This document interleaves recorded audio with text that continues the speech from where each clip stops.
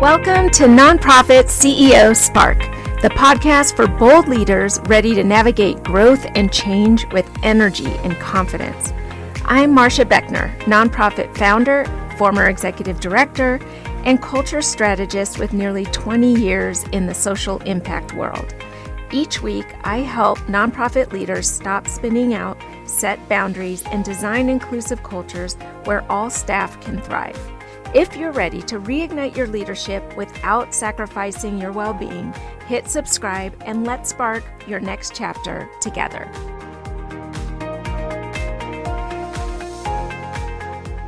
Hi again, this is Marcia Beckner, host of Nonprofit CEO Spark podcast. Welcome back. I'm so glad you're here.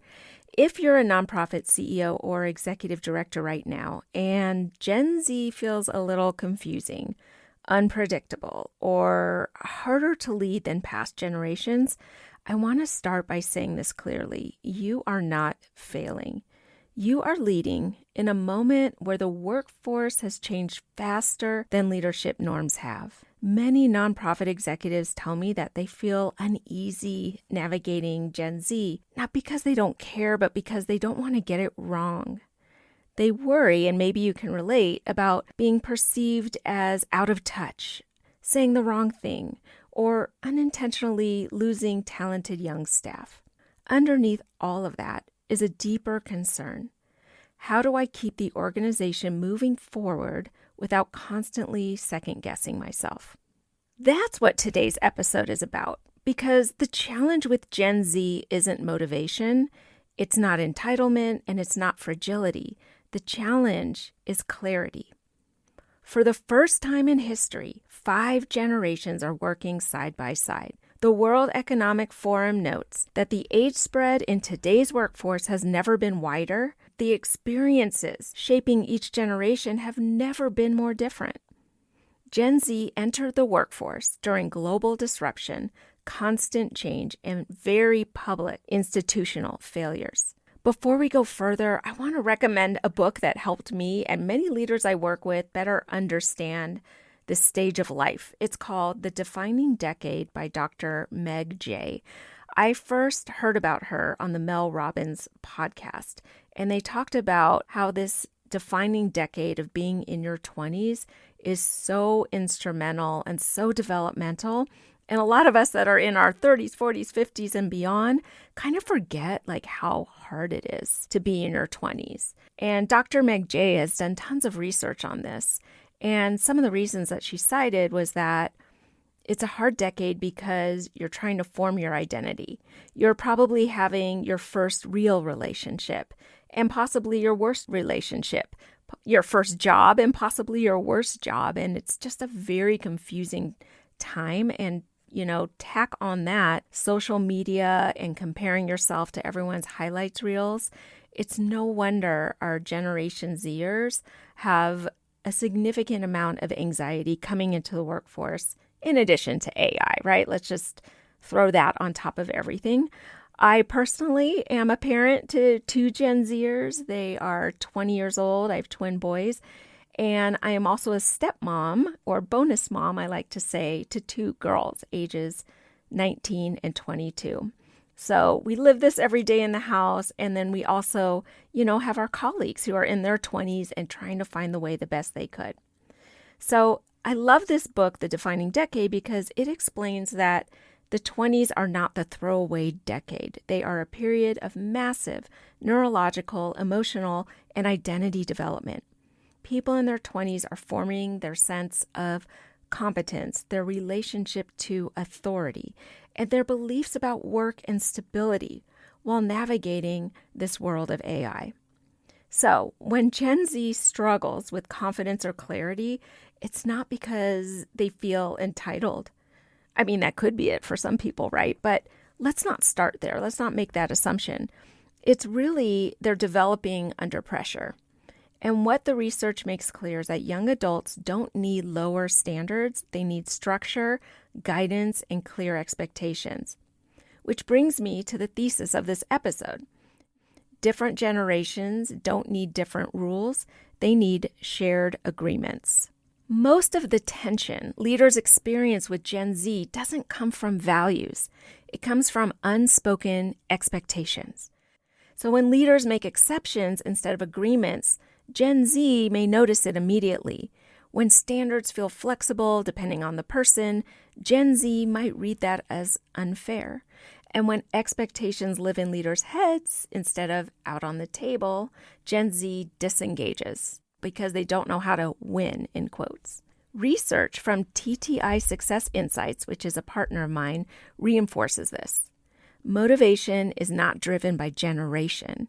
It's driven by individual behavioral styles, communication needs, and personal drivers. Some more research is that millennials and Gen Z are 73% more likely than older peers to want frequent feedback. That's a big deal. Let me say that again. Millennials and Gen Z are 73% more likely than older peers to want frequent feedback. So I don't want you to interpret it with that means that they need constant reassurance. It means they don't want to wait 6 months to find out if they're off track. Deloitte's research shows that younger workers are deeply concerned about staying relevant as work changes rapidly, especially with the rise of AI. And SHRM reports that 86% of Gen Z and 89% of millennials say having a sense of purpose is important to job satisfaction. And purpose doesn't come from perks necessarily.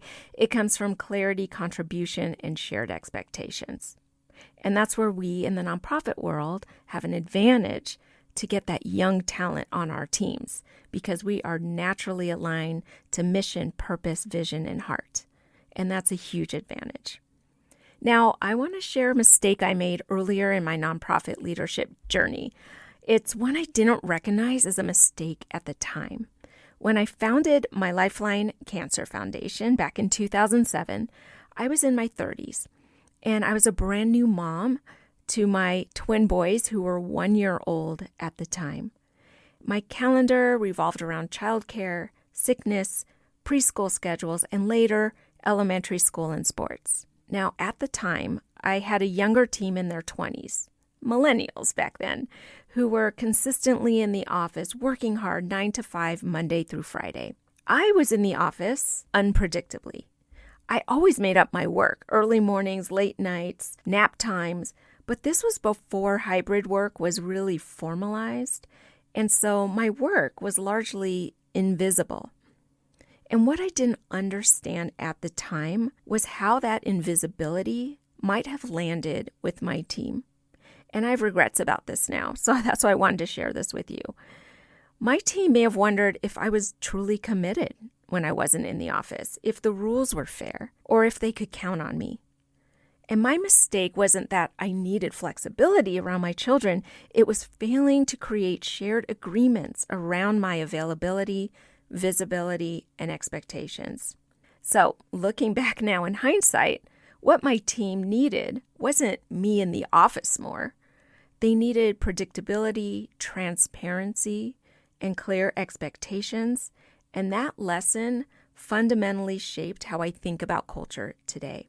This is where the Culture Cares framework matters so much that I teach with my clients. CARES, if you haven't heard, is an acronym for commitment, appreciation, respect, engagement, and safety. And these are the 5 key pillars that people need in their workplace to perform at their highest levels. So in this context today, safety allows people to ask questions without fear. An example is, what if one of my younger colleagues back then could have said, hey, it doesn't feel fair that you're in and out of the office whenever you feel like it, and we're here 5 days a week. Now, they never said that to me, but I can imagine they probably thought that, and I wouldn't blame them at all. And I wish that they would have said something like, hey, can we know exactly when we can rely on you to be here in person versus remote? Appreciation ensures that recognition is intentional. Respect means that standards apply to everyone. Engagement connects that daily work to real impact. And commitment makes those expectations visible and consistently reinforced. This is exactly how I help nonprofit leaders move out of generational tension and into real collaboration. we stop negotiating expectations and start designing shared agreements, using the CARES framework so people know how to work together. And I want to leave you with this reassurance. Gen Z does not require softer leadership. They require clear leadership. When agreements are shared, you don't have to over-explain, brace for every conversation, or fear losing control of the culture. You can steer the organization forward with more steadiness and ease. If you're listening and thinking, this explains why I've been spinning my wheels, I invite you to schedule a Burnout to Boundaries session with me. We'll talk through where expectations are unclear, where shared agreements may be missing, and how to reset communication so you can lead your multi-generational workforce with confidence again. Remember that leadership gets lighter when culture systems do more of the work. Until next week, keep leading with strength, vision, and heart. Thanks for listening to today's episode of Nonprofit CEO Spark. If you're ready to turn burnout into boundaries and build a healthy, happy culture where everyone, including you, can thrive, visit culturecares.com to learn how I support nonprofit organizations like yours. If this episode brought you value, share it with a fellow leader navigating stress and overwhelm. And remember, you are meant for great things, and you don't have to burn out to prove it. Until next time, keep leading with courage and confidence.